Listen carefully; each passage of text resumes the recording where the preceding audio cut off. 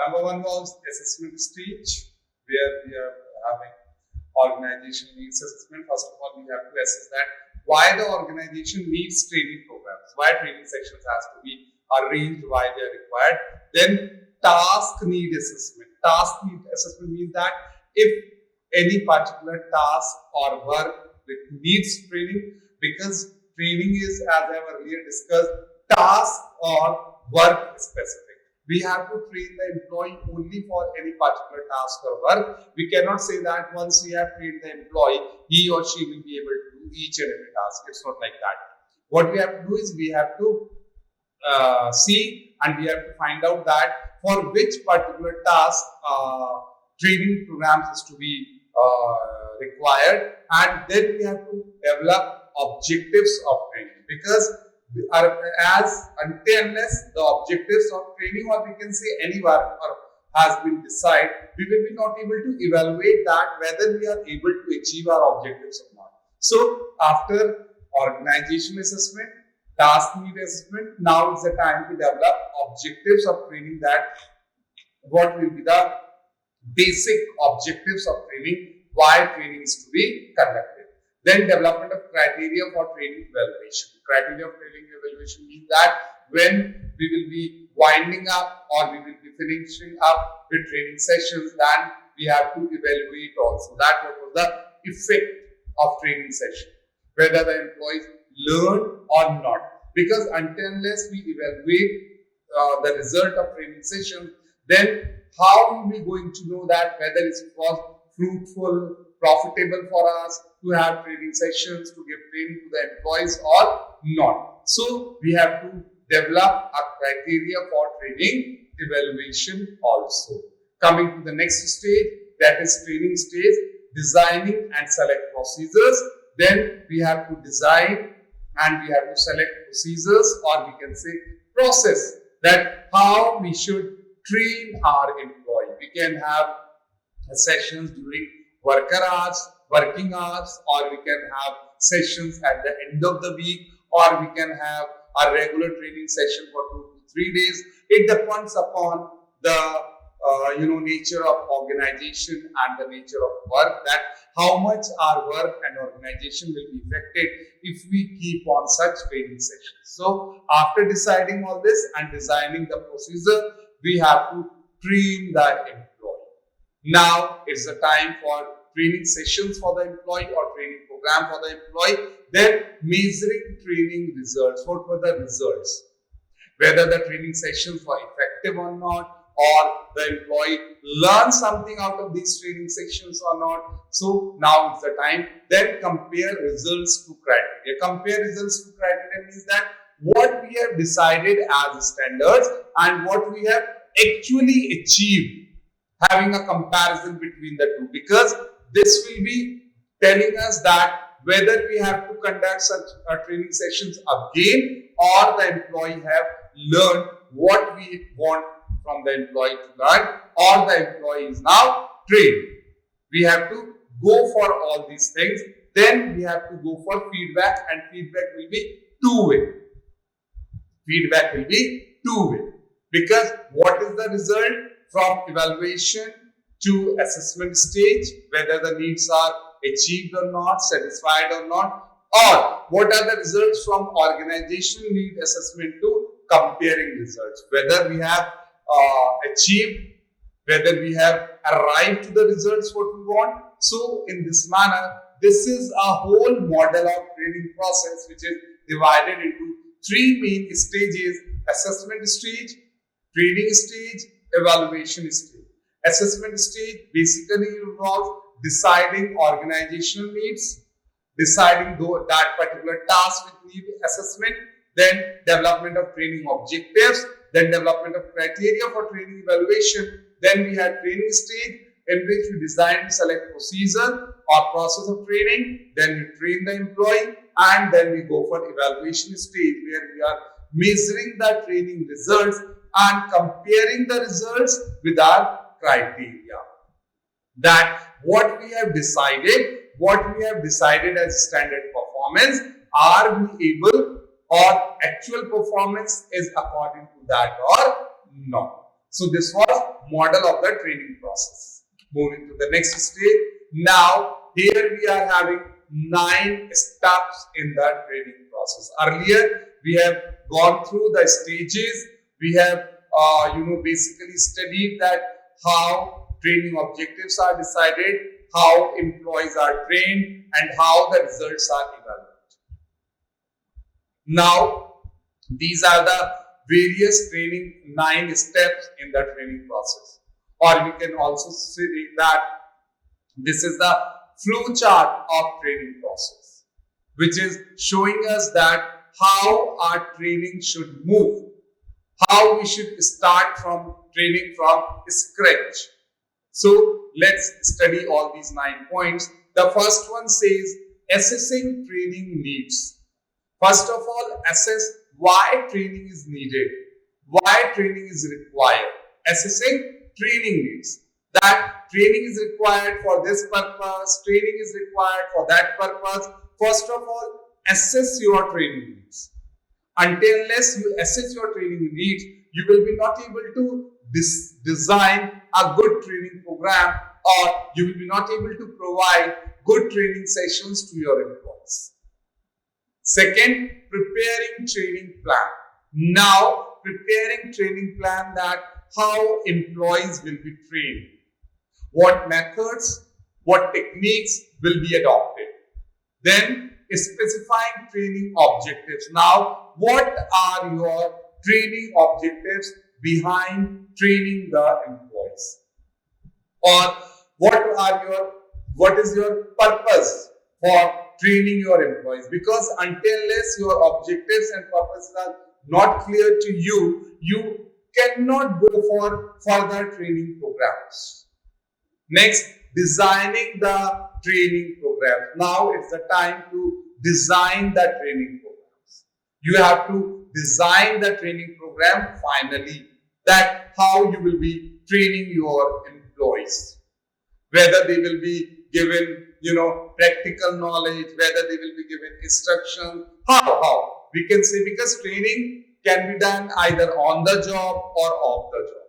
So all the things should be predetermined, that how our training programs will move. Until then, you will be not able to provide training to your employees. Then selecting the instructional method. How employees will be given instructions regarding training or during training sessions. You have to decide, you have to select those instructional methods which are best suitable for you and your employees. Then completing that training plan. Now the training plan should be completed. It will be having everything which are required for training sessions. Then implementing that training program. Now it's the time to apply or implement the training program on your employees and to start up with your training sessions. Evaluating the training. Now evaluate the results. How was the training? Does you and your employee derive any benefits out of it, or it was just waste of time and energy? Evaluating the training means analyzing the training, studying the performance during training sessions, and what will be the effective, effect of training on the job or work. So, as per the results, you have to plan for future training. If you found that future training is also required, then plan accordingly. If you found that now the employees are well trained for that particular task, you should plan accordingly. So these are the 9 steps in the training process, or we can say the flow chart of training process. You have to move step by step so that you can design a good, strong, foolproof training program for your employees. Because if your training plan is not strong, foolproof, then it will be not giving you the results which you are expecting. Your results will not be up to mark. Your results will not be appropriate. So, to avoid such conditions, avoid such problems, we should have a foolproof, strong training program for our employees. Again, I'll just have a quick review of 9 points. assessing training needs. First of all, find out why you need training. Prepare training plan. Now prepare a rough plan or blueprint for training. Specifying training objectives. You must specify what are your training objectives. Designing the training program. Now it's the time to design the training program. Selecting the instructional methods. Which methods will you be adopting to instruct your employees? Completing the training plan. Now here the training plan should be completed. Implementing the training program. Now it's the time to apply or implement the training program. Evaluate the training. Now evaluate the training program and its performance. Planning future training. After evaluating the performance, what do you feel like? Does we require more training sessions or it's enough? We should not plan any more training sessions. So what are the results will be leading you for future planning sessions. So these are the 9 steps in training process. Now this is detail of what we have studied in our training process. Let's start. I have tried my best to explain, but these slides will be making you more clear about your training sessions, about your training needs, that which is being required by your employee. So let's start. The first point, assessing training needs. It can be done by conducting a training needs analysis by either one or both of the following. You can hire some external party, company, guest or society, or you can go for internal assessment also using a staff opinion survey. It depends upon the organization, which type of survey you want, whether it should be done by some external party or it should be done internally by your staff. Next, this is the exercise which we will be making more clear. Imagine you are the manager of a factory with 5 million workers making ice cream for export to Europe. What information and evidence do you need before you can say the employees need training? Try to list 5 ideas. Now these are the 3 major points which are being designed by me. That imagine yourself as the manager of a factory with 500 workers making ice cream for export to Europe. What information and evidence do you need before you can say the employees need training? And try to list 5 ideas. Now these are the response to your exercise. 2.